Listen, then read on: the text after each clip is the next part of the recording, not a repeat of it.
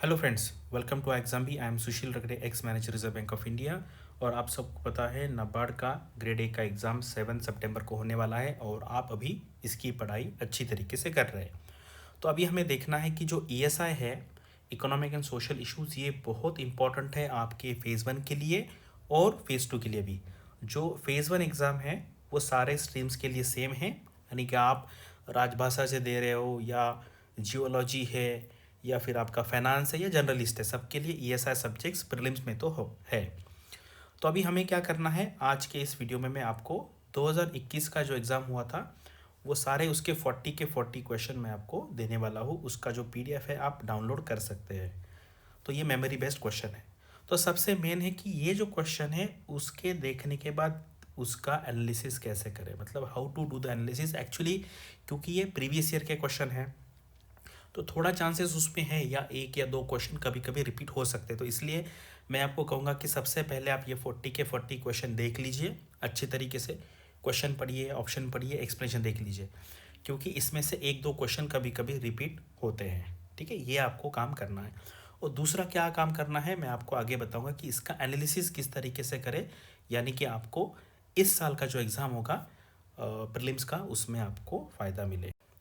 चलिए मैं अभी आपको बता देता हूँ। ये एक्चुअली नाबार्ड ने क्या किया है, लास्ट ईयर जितने सारे स्टूडेंट फ़ेज़ 1 में अपीयर हुए थे उनके सारे स्टूडेंट्स के मार्क्स उन्होंने पब्लिश कर दिए हैं। तो मैंने उसमें से कुछ रैंडम मार्क्स ढूंढे कि जिनको फ़ेज़ 2 में अच्छे मार्क, मतलब फ़ेज़ 1 में टोटल 100 में से अच्छे मार्क्स मिले हैं, ऐसे स्टूडेंट्स का मैंने कुछ स्क्रीनशॉट लिए हैं। तो अगर आप उनका ईएसआई देखेंगे तो देखो यहाँ पे 32.75 है, आउट ऑफ 40 बात कर रहा हूँ। यहाँ पे 34.5, 35.5, 33.75 एंड 35, यानी कि इनको बहुत अच्छे मार्क्स मिले हैं। अगर आप देखेंगे तो आउट ऑफ 40 32 मार्क्स यानी कि 80%, यानी कि एंड आप देखेंगे 34% यानी कि 34 मार्क्स, यानी कि ये हो गए आपके नियर अबाउट एग्जैक्टली 85%। यानी कि देखो ईएसआई में इतने अच्छे मार्क्स उन्होंने लाए हैं।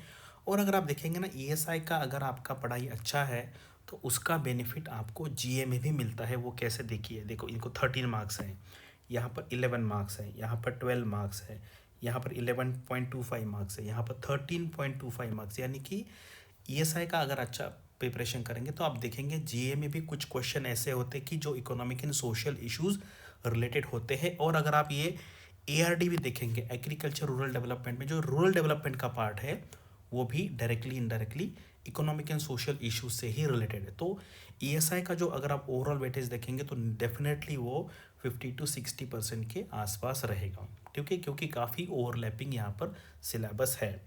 तो अगर आप हमारा आरबीआई का कोर्स ज्वाइन करना चाहते हैं तो आप ये कूपन कोड यूज़ कर सकते हैं। नाबार्ड के लिए अभी 50% डिस्काउंट चालू है।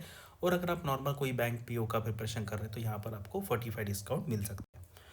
तो अभी देखिए ये है टोटल आपको 40 एमसीक्यूज़ है ईएसआई के फ़ेज़ 1 के लास्ट ईयर के। इसमें से मैं आपको कुछ क्वेश्चन दिखा देता हूँ और फिर मैं आगे आपको बताऊँगा कि इसका एनालिसिस कैसे। तो अगर आप देखेंगे ना क्वेश्चन से आपको पता चलेगा कि काफ़ी फैक्चुअल इन्फॉर्मेशन पूछा जाता है कि Samagra Shiksha is an ambitious programme for the school education till standard 12, it was launch. ठीक है, 2018 में लॉन्च हुआ था। तो ये इस टाइप के क्वेश्चन आते हैं।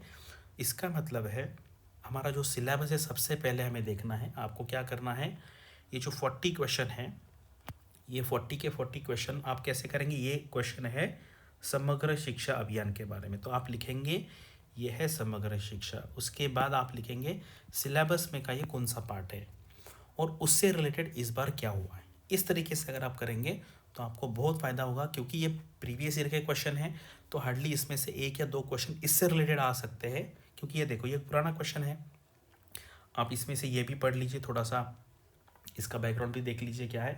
तो इसका डेफिनेटली फ़ायदा होगा, ज़्यादा नहीं, हार्डली एक या दो क्वेश्चन कभी कभी रिपीट भी होते हैं या इसका जो एक्सप्लेनेशन है उससे रिलेटेड आ सकते हैं। लेकिन आपको ये करना है, सबसे पहले आइडेंटिफाई करना है कि ये सिलेबस के कौन से टॉपिक से रिलेटेड था, यानी कि ईयर आपको याद रखने। उसके बाद अमाउंट याद रखना है। प्रधानमंत्री गरीब कल्याण योजना, ठीक है, प्रधानमंत्री Garib Kalyan Yojana launched insurance scheme for health workers fighting कोविड-19 was launch to provide comprehensive personal accident cover of what amount. ठीक है, तो इसका आंसर है 50 लाख रुपीज़। यानी कि आपको देखना है कि कितना अमाउंट हुआ है उसके लिए allocate. Which of the following article of the Indian constitution prohibits employment of children in factories. ठीक है, ये है आर्टिकल 24। तो सबसे पहले आप में से कि कुछ लोगों को ऐसा लग सकता है कि यार ये तो यूपीएससी जैसा क्वेश्चन दिख रहा है, नाबार्ड में कैसे आ गया। तो इसके लिए सिलेबस हमें पूरा का पूरा स्टार्टिंग से लेके एंड तक याद रहना चाहिए। मैं आगे आपको सिलेबस भी दिखाऊंगा और सिलेबस के हिसाब से ही आपको प्रिपरेशन करना है। तो ये 40 क्वेश्चन जो है सिलेबस में आपको मैप करने हैं एंड देन इससे रिलेटेड इस बार आगे क्या आ सकता है ये थोड़ा सा एनालाइज करना पड़ेगा। और ये अगर आप खुद करेंगे ना तो आपके दिमाग में ये सारा सिलेबस बैठ जाएगा। Identify the year in which rural infrastructure development fund RIDF has been constituted. तो देखो मतलब कुछ लोगों को लग सकता है कि यार ये तो इतना पुराना कैसे आ गया। तो करंट अफेयर्स नहीं है, क्योंकि ये हमारे सिलेबस का पार्ट है। इसलिए जब हम पढ़ाई करेंगे तो हमें ये पता होना चाहिए कि इसका एस्टेब्लिशमेंट कब हुआ था। तो ये है हमारा नाबार्ड का सिलेबस। और जो लास्ट क्वेश्चन था हमारा आर्टिकल 24 के बारे में, क्योंकि हमारे सिलेबस में इंडियन पॉलिटिकल सिस्टम नाम का टॉपिक है, तो इसीलिए आपको ये जो 40 क्वेश्चन है आप इसका PDF डाउनलोड कीजिए। पहले वो 40 के 40 क्वेश्चन देख लीजिए, उस क्वेश्चन उसका आंसर एंड एक्सप्लेनेशन, क्योंकि उसमें से एक दो क्वेश्चन कभी कभी रिपीट होते हैं। और दूसरा ये करना है कि आप सब मैप करोगे ये 40 क्वेश्चन, जैसे issues in food security in India, उसके बाद एग्रीकल्चर परफॉर्मेंस, ठीक है। तो इस तरीके पॉपुलेशन ट्रेंड है, तो आपको ये क्वेश्चन देखेंगे और यहाँ पर आप प्लॉट करेंगे। और फिर उसमें से कुछ एरियाज ऐसे हो सकते हैं कि जिस पे क्वेश्चन नहीं आया है, तो इस बार उसका जो चांसेस है वो काफ़ी बढ़ जाता है। तो इस तरीके से आपको जो प्रीवियस ईयर क्वेश्चन है उसका एनालिसिस आपको यहाँ पर करना है, ठीक है। तो ये मैंने आपको बता दिया कि what to learn from previous year question. तो यहाँ पर आप देखिए ईयर पूछा जाता है, उसके बाद अमाउंट पूछा जाता है, उसके बाद आप फुल फॉर्म पूछा जाएगा, ठीक है। ऑब्जेक्टिव्स है, ये काफ़ी सारी चीज़ें क्या क्या पूछी जाती है आपको कब पता चलेगा, जब आप प्रीवियस ईयर के क्वेश्चन देखेंगे तभी। और इसका एनालिसिस कैसे करना है मैंने आपको पहले ही बता दिया है। सबसे पहले वो 40 क्वेश्चन निकालिए, उसका टॉपिक आइडेंटिफाई कीजिए और वो सिलेबस में उसको मैप कीजिए।